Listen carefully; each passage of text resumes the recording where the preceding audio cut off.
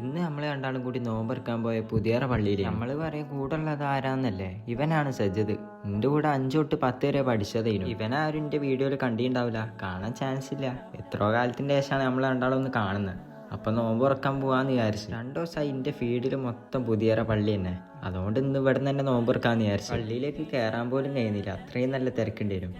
Video കണ്ടി നമ്മളെപ്പോലെ തോന്നെ ആൾക്കാർ വന്നിട്ടുണ്ടായിരുന്നു. ഇന്ന് ഇവിടെ നോമ്പ് തുറക്കാൻ കാരക്കയും നാരങ്ങളും ഫ്രൂട്ട്സ് നല്ല തിരക്കുള്ളതുകൊണ്ട് ആടെ ഇരിക്കാൻ സ്ഥലമില്ലാത്തതുകൊണ്ട് ഒരു സ്റ്റെപ്പ് മേലെയാണ് നമ്മളിരുന്നത്. നോമ്പ് തുറന്ന് വേണ്ടി നിസ്കരിക്കാൻ വേണ്ടി ഉള്ളെടുക്കാൻ പോയപ്പോഴും നല്ല തിരക്കുണ്ടായിരുന്നു.